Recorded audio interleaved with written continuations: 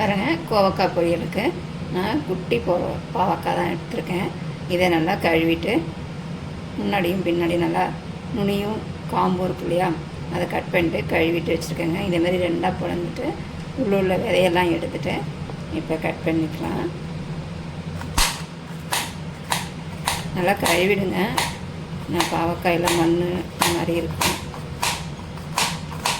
இதேமாரி எல்லாத்தையும் கட் பண்ணிக்கலாம். நான் ஏற்கனவே கட் பண்ணிட்டேன், காட்டுறதுக்காக வச்சுருந்தேன்.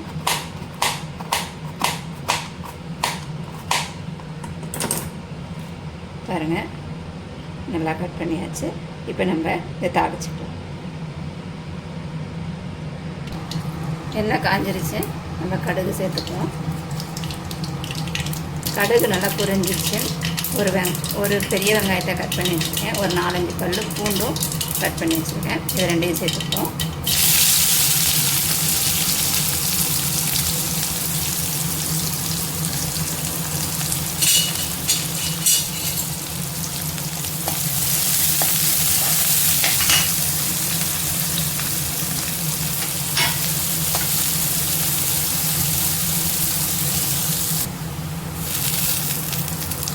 வெங்காயம் ஓரளவுக்கு வதங்கிடுச்சு. ஒரு தக்காளி கட் பண்ணி வச்சுருக்கேன், அதை சேர்த்துப்போம். கருவேப்பிலை,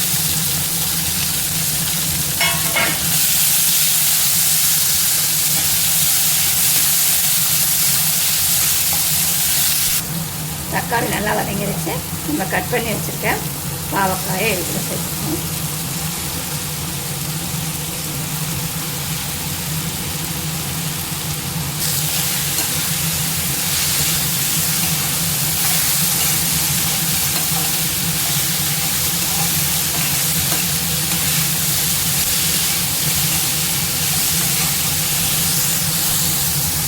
நல்லா கிளறி விட்டுட்டு உப்பு சேர்த்துப்போம்.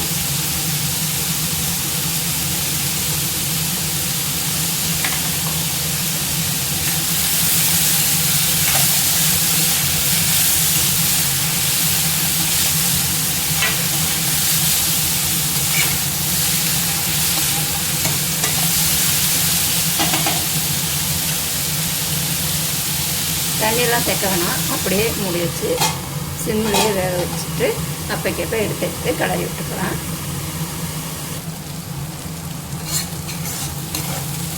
இந்த மாதிரி நல்லா கிளறி விட்டுட்டு பாருங்கள், பாவக்காய் நல்லா வெந்துருச்சு. இப்போ மசாலா பொருள் சேர்த்துப்போம்.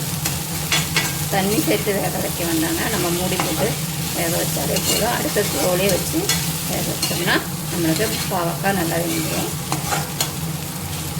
இப்போ நம்ம மசாலா பொருள் சேர்க்கணும்.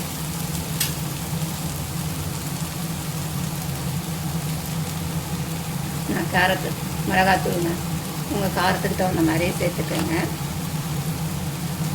மஞ்சத்தூள், சீரகத்தூள்,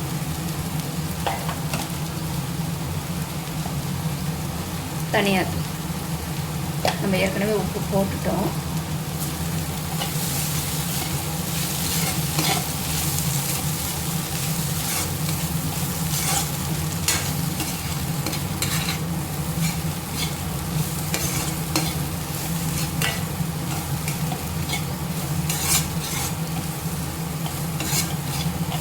இதே நம்ம கிளறி விட்டு எடுத்துக்கலாம். நம்ம சேர்த்துருக்க மசாலா தூளோட பச்சை வாசனை போகிற வரைக்கும் நம்ம கிளறி விட்டு எடுத்துப்போம்.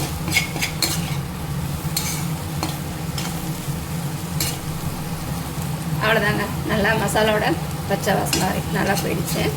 இப்போ பார்த்திங்கன்னா இதில் இப்படியே சாப்பிட்றனாலும் சாப்பிட்லாம். இதில் கொஞ்சமாக தேங்காய் துருவல் சேர்த்துக்கிறனாலும் சேர்த்துக்கலாம். குழந்தைங்கள்லாம் சாப்பிட்ற மாதிரி இருந்தால் லைட்டாக கசக்கும் இல்லையா, பாவக்காய்னால கசக்க தான் செய்யும். அதனால் என்ன பண்ணுறது, அதனால் கொஞ்சமாக தேங்காய் துருவல் சேர்த்துருக்கேன். தேங்காய் துருவல் வேண்டாம்னா இதை நம்ம அப்படியே சாப்பிட்லாம். தேங்காய் சேர்க்காம அதுவே டேஸ்ட்டு நல்லாயிருக்கும். லைட்டாக கசப்பாக இருக்கும், ரொம்ப கசக்காதுங்க. நிறைய பேர் புழிஞ்சிட்டு செய்யும்போது கசப்பெல்லாம் போயிடும். நான் அப்படியே சேர்த்துருக்கேன். தக்காளி, வெங்காயம், பூண்டெல்லாம் சேர்த்து செய்யும்போது டேஸ்ட்டு நல்லாயிருக்கு. கோவக்காய் பொரியல் ரெடி ஆகிடுச்சு. இது பார்த்திங்கன்னா சாம்பார் சாதத்துக்கெலாம் நல்லாயிருக்கும். இதை வந்து சுட சுட சாதத்தில் பிசைஞ்சு சாப்பிட்றதுக்கும் அவ்வளோ அருமையாக இருக்குங்க. பாருங்கள் கலரே எப்படி இருக்குது. சுட சுட சாதம் போட்டு அதில் நல்லா கொஞ்சமாக நல்லெண்ணெய் ஊற்றியோ இல்லை நெய் பிசைஞ்சு சாப்பிட்டோம்னா அப்படி தான் இருக்கும். அவ்வளோதாங்க. வீடியோ பிடிச்சிருந்தா லைக் பண்ணுங்கள், ஷேர் பண்ணுங்கள், கமெண்ட் பண்ணுங்கள். மறக்காமல் சேனலை சப்ஸ்கிரைப் பண்ணுங்கள். இன்னொரு வீடியோவில் சந்திப்போம். பாய்.